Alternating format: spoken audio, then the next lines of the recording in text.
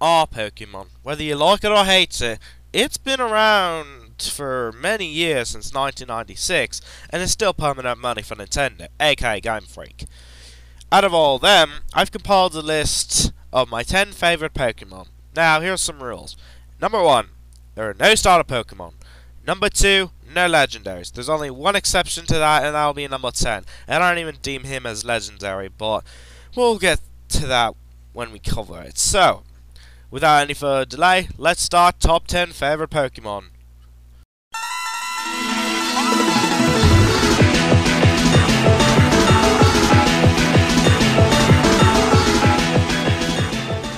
Genesect. I like the idea of turning a fossilized Pokemon into a machine, because it kind of symbolizes how the old is being symbolized with the new. By that I mean taking something old and giving it life through mechanics. It seems like a dark future idea. Number 2, I like bug and steel types. Giving it the ability to change its forms is also an interesting idea.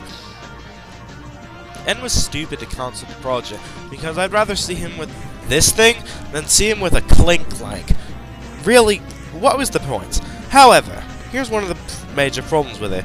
It's a generic bug steel type. I said I like bug and steel, but that doesn't mean it's not generic. And one of the biggest complaints, besides being a legendary, it was never released. I don't care if Black and White 2 wants to have it released, the only way you can get it now is through cheating. So that's why it's only number 10.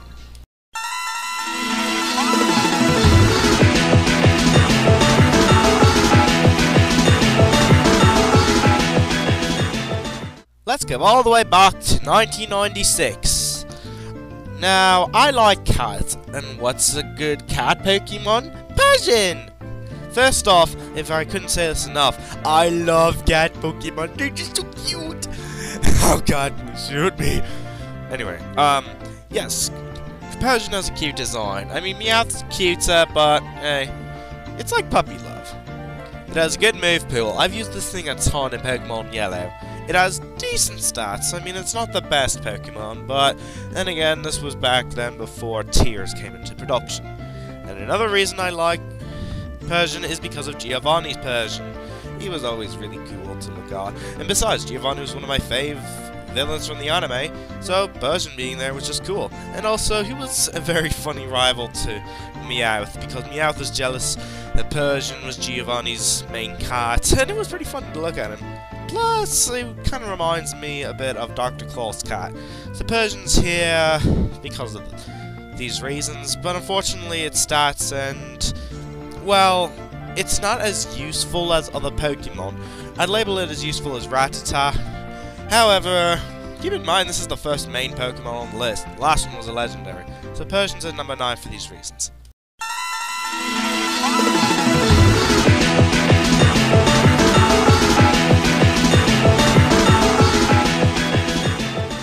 At number 8, we have one of the most overrated dragon types, Dragonite.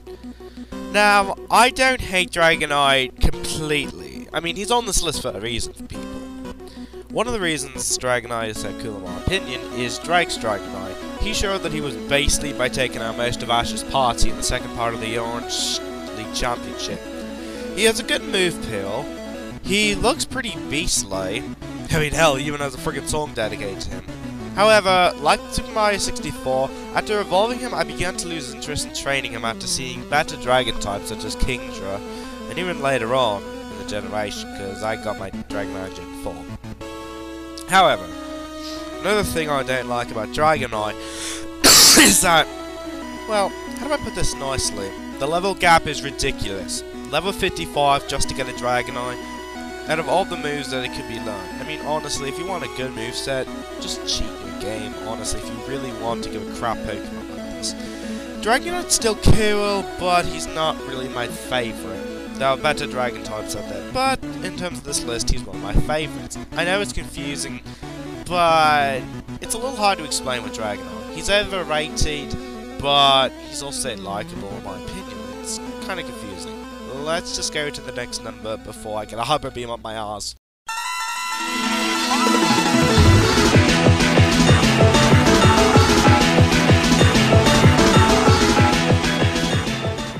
Holy shit, another Gen 1 Pokemon! Does that mean Gen 1's your favourite? No. Gen 1, in my opinion, is pretty much on par with Gen 5 in original Pokemon. Just my opinion. Hitmonlee, on the other hand, compared to Hitmonchan and Hitmontop, is one of my favourite of the three. First off, it's very interesting in design, compared to Hitmonchan just being a boxer, and Hitmontop just being a top with feet. Another thing I like about it is that, unlike Hitmonchan and Hitmontop's special moves, Hitmonlee's special move, aka its signature, is High Jump Kick. High Jump Kick has a better accuracy and can do more damage to normal types as well as other types. Plus, its move pool can learn helped me a lot during the gym battle in Kante. Although High Jump Kick has its negativities, such as if it misses you take damage, it's a pro that outweighs the cons in that case. Its stats are also really good. However, when it comes to other fighting types, I'd stick with other ones such as Sock. Although Hitmonlee is one of my faves, I wouldn't use it again compared to the awesomeness that is Sock. But Hitmonlee gets on this list because it helps save my ass a ton in Generation 1. And out of all the Gen 1 Pokemon, it's one of my favorites. I mean, excluding starters and legends. Nothing more can be said, but if Princess Celestia had a Pokemon, Hitmonlee would be her perfect bodyguard. Fuck yeah!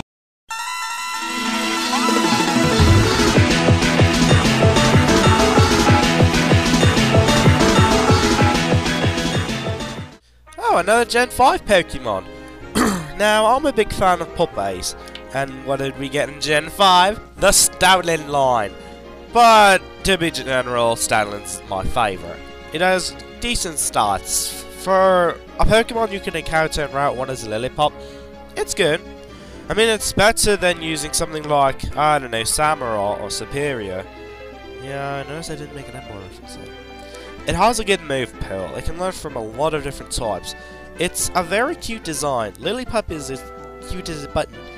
Herdier more like a guard dog.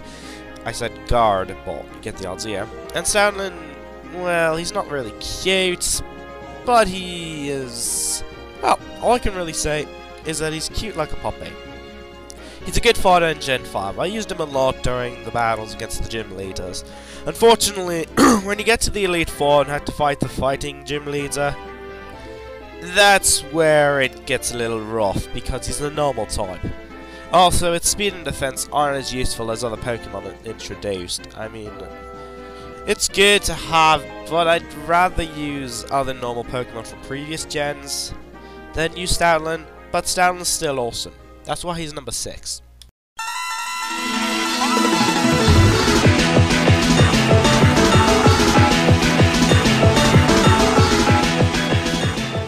This next entry on the list is another Pokemon you can get at the start of your 4th gen game, so I kind of spoiled it.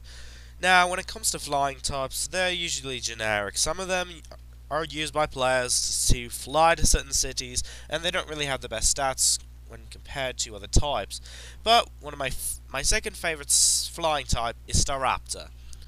Yeah, Starly and Staravia are okay, but Staraptor is one of my favorites out of the line, and hell, one of my favorite flying types from 4th gen. And maybe all of it, but I still have another one on this list, so yeah. It has good stats, as good as a flying type is. Another thing I can compliment it on is that the design of it is actually really good. I mean, unlike Staraptor and Staravia, who were based off Starlings, I'm not saying Staraptor isn't somewhat based off it, but the design makes it look badass, like if Guile had a Pokemon team. It's also very reliable in battle. I've had this thing help me many times during my adventures through Sinnoh. Plus, another positive was Ash's Staraptor. You see, unlike his Torterra, Staraptor was actually useful, unlike that piece of shit. And unlike that piece of shit, it actually won a battle. Seriously, Torterra didn't win shit when he evolved. He couldn't defeat Berthas Hippowdon, he couldn't defeat Paul's Drapion. At least Staraptor had a victory. Oh, and another example of Gym Leader. He couldn't even beat Vulcan's Electivire. What a piece of shit! So with Staraptor, even though his evolution method is similar to how Swellow evolved, it was actually, you know, useful. Unfortunately, I use it more of my flyer than a sweeper. But then again, I'm not that much of an online player, if that's all. But still, Staraptor is one badass mofo.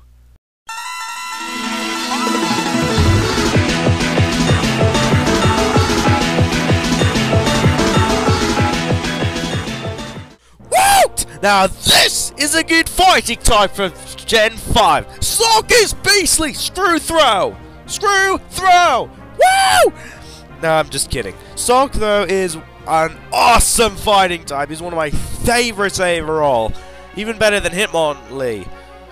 I love his design. He looks more humanoid than any of the Pokemon I've seen. And that's freaking badass. He looks so freaking cool. Okay. Get into the reasons. Its stats are awesome! It has a great move pool. This thing helped me so much during my adventures through Unova, even more than Stoutland. Plus, unlike Throw, it's more reliable to use. What can I say? I'm more of an offensive type of defense guy. In other words, using regular defense and using special defense. Plus, this guy is skinny and ready for battle. Plus, another reason I like Sock is Stefan's Sock from the anime. He was hilarious to look at, even during the recent Dynamite tournaments in Saga, and he's kind of the opposite to Stefan, or Stephen, whatever. I don't watch the anime dub, so I don't care how it's pronounced. But needless to say, Sock is awesome, and if I continue to talk about him, I might end up frigging fangasming. Sock is just so cool, but why is he not number 1?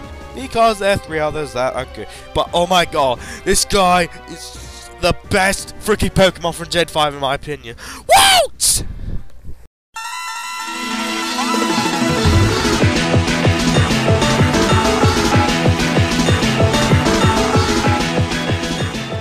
Going all the way back to Sinnoh, and number 3 we have Luxray. First off, he is my second favourite electric type, and out of all the Pokemon I've used, he is beastly when it comes to that. I mean, he has to be if he is my second favourite. Secondly, I love lions. They're just so cute. I mean, it's kind of the same thing with what I said with Persian. It's popular. Another good point, it has good stats. I mean, again, it's not as good as something like Arceus, but then again, Arceus is cheap. But it's good enough stats to help it be a good contender on the battlefield. And its move pool is good enough to help contend with most of the typings.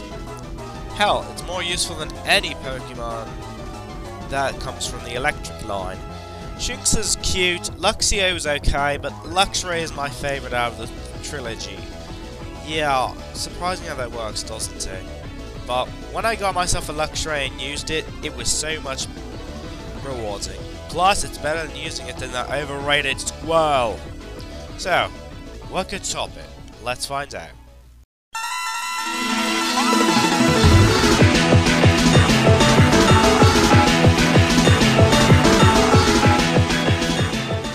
At number 2, we have my favourite electric type, hailing all the way from Johto, Ampharos. Oh yes! This thing is awesome!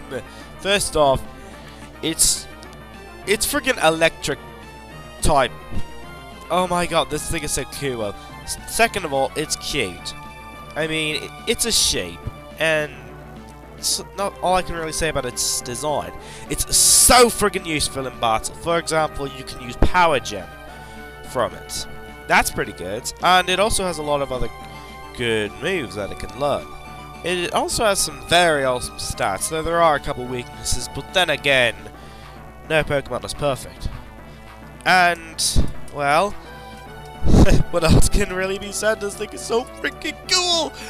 I mean, what else can be said? Oh my god, it's so freaking cool. But there's still one above it. So, what can it buy? Well, let's recap. Number 10, Genesect. Number 9, Persian. Number 8, Dragonite. Number 7, Princess Celestia's Bodyguard. Number 6, Puppy. Number 5, Staraptor. Number 4, best fighting type ever. Number 3, Lion King. And number 2, Ampharos.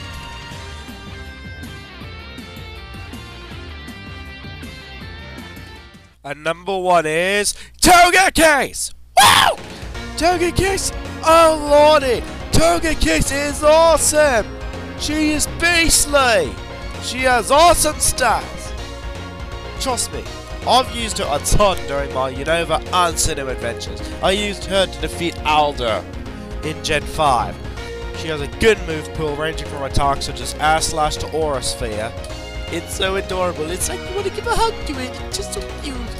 Another thing I liked about it was Dawn's Togekiss.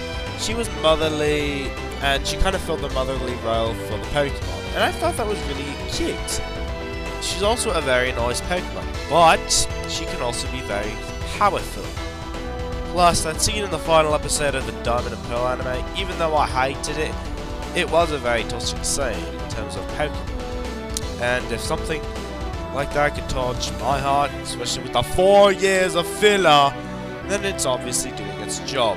Togekiss is a badass, it's awesome in battle, it has good stats, its move pool is awesome, and it's just so cute. I'm the Mountie Chief, and Togekiss is one of my favourite Pokemon of all time. Now, if you excuse me, I have to get the hell out of here before these flame shields die out.